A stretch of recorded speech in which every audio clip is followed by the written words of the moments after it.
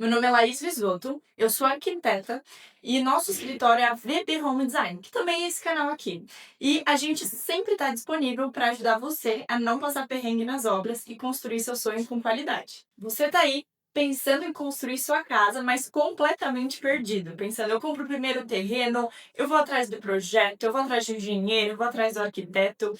E hoje eu vim aqui para esclarecer essas dúvidas com dados reais e números para deixar você mais confortável para um passo tão importante da sua vida.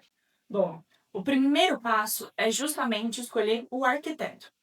O arquiteto é o profissional que, muito além da funcionalidade, da técnica, ele é um artista. Então precisa ter essa identificação. Se você fosse escolher uma obra de arte para colocar na sua casa, você não ia querer se identificar com ela, sentir o que ela quer transmitir? É da mesma forma. O arquiteto é um profissional que você precisa se identificar, que você precisa olhar o que ele cria e falar: nossa, esse é meu sonho. Acho que justamente a técnica dele é o que eu mais me identifico. Justamente acompanhado desse profissional que vai te esclarecer as dúvidas, você vai agora escolher o terreno. E como funciona essa escolha? Você tem as suas referências de fachada, os teus sonhos, e tudo aquilo que você vai construindo junto com o arquiteto. E na hora da escolha do terreno, o relevo vai fazer toda a diferença. Por isso, a gente tem três tipos de relevo, que é o terreno plano, o terreno que tem inclinação da frente do terreno para trás, e ao contrário, quando o fundo é mais elevado, ou seja, ele está mais alto que o nível da rua. Tudo isso vai impactar tanto no orçamento quanto na estética. Então, ter um profissional que alinhe com você esses detalhes é super importante. Por exemplo, nós temos diferentes tipos de terreno e temos o terreno que ele tem a inclinação. O terreno que tem a inclinação, ele tende a ter um valor um pouquinho mais caro. Por quê? Porque você vai ter que fazer algumas estruturas a mais, um muro de arrimo, seja mais armação em ferro, justamente para conter a terra, porque ele tem inclinação e a gente precisa criar patamares, então ele tende a ser um pouco mais caro. Já o terreno plano, ao contrário, ele tende a ser mais barato justamente porque ele é plano, é só pegar, fazer a fundação às vezes um pouco mais simples e construir. Claro que na prática, com cada cliente nosso, a gente senta, explica e vê toda a questão da fundação, o tipo de sol e ajuda justamente a ter essa certeza de custos antes de efetivar a construção. Com o arquiteto certo e o terreno alinhado, aí a gente entra na parte de projeto. O projeto é o mais importante da obra. Ele vai criar um mapa que vai orientar todas as nossas escolhas.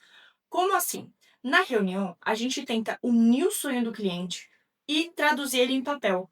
Então, quando o cliente chega, ele sempre vai falar: nossa, eu sonho com uma suíte master grande, com um closet grande, que tenha sapateira, que tenha ilha, um banheiro com uma banheira. Então, são detalhes e sonhos que você vai trazer para nós. E a gente vai traduzir isso no papel. E a partir disso, a gente vai orientar em cada planta os detalhes. Então eu vou te dar um exemplo prático.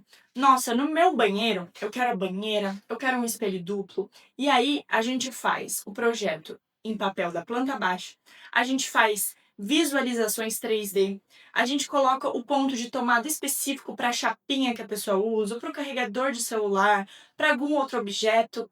Então, é onde vão ter todos os detalhes que vai orientar a mão de obra na hora de executar de fato.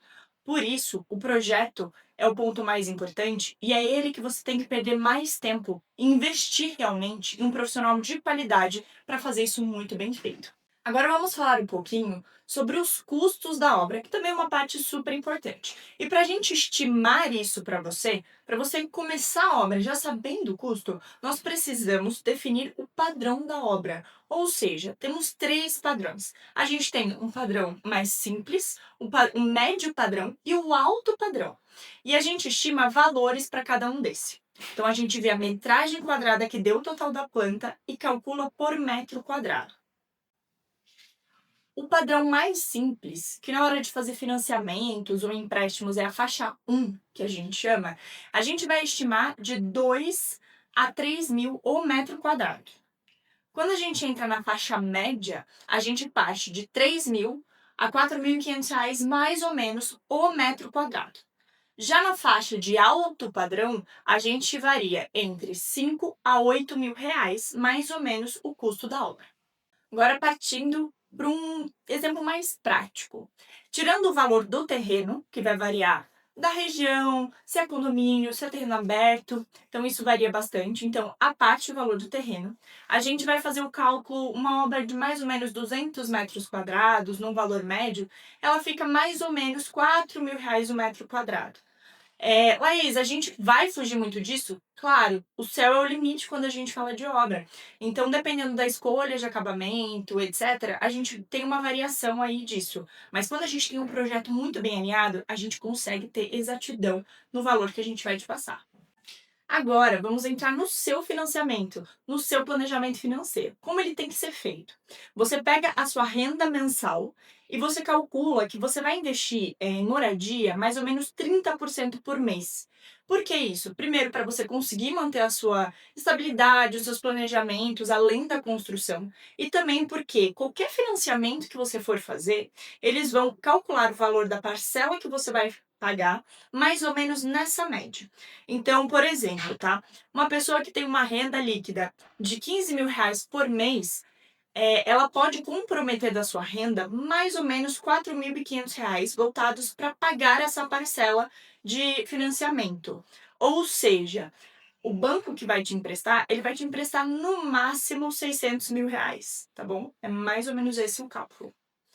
Agora, com um projeto muito bem alinhado e definido, a gente aprova ele, pega toda a documentação de alvará específico e alinha com você as suas comprovações de renda. No caso de financiamento, isso é super importante. Eles vão pedir justamente os 3 últimos olerites de pagamento ou a sua declaração de renda anual, né, dos 3 últimos anos, justamente para avaliar se você está dentro e se enquadra em qual faixa de financiamento.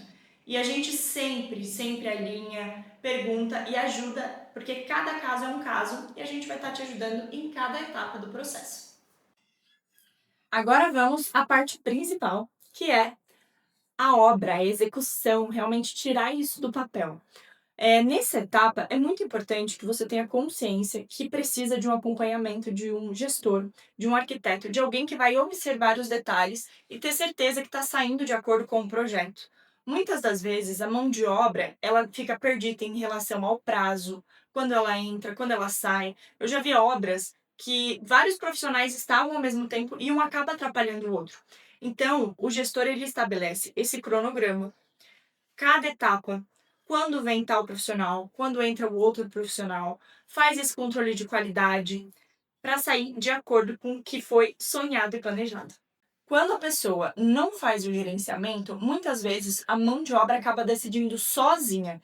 E algumas vezes ela também não sabe ler o projeto. Então ela entende errado, executa errado, aí tem retrabalho, tem mais sujeira, vira um caos. E assim, geralmente o que acontece? Você gasta de 20 a 40% a mais do planejado por conta dos retrabalhos, porque não tinha ali ninguém para garantir que está igual o projeto e que está dentro do esperado. Vou te dar um exemplo prático. Um pequeno retrabalho de um piso que foi mal feito, que se confundiu o ambiente onde é aquele piso específico, pode te custar a mais 80 a 120 mil reais em retrabalhos, porque você tem que pagar novamente a hora do profissional e também todo o material. E material de obra não é barato. Então é muito interessante que você tenha a certeza que o gerenciamento vai garantir economia, rapidez e qualidade. Então agora você já sabe o que fazer. O primeiro passo é procurar o arquiteto. Ele vai te orientar sobre o terreno. A gente vai entrar na parte de projeto, viabilidade financeira, financiamentos e a execução e a gestão da obra. Esse é o passo a passo correto que você deve seguir. E não se esqueça, a sua casa é onde você vai criar memórias com a sua família. É o que vai impactar o seu dia a dia. Então é super importante você ter essa preocupação de seguir o passo a passo correto e não perder a qualidade da sua vida que vai estar nesse ambiente, no seu dia a dia.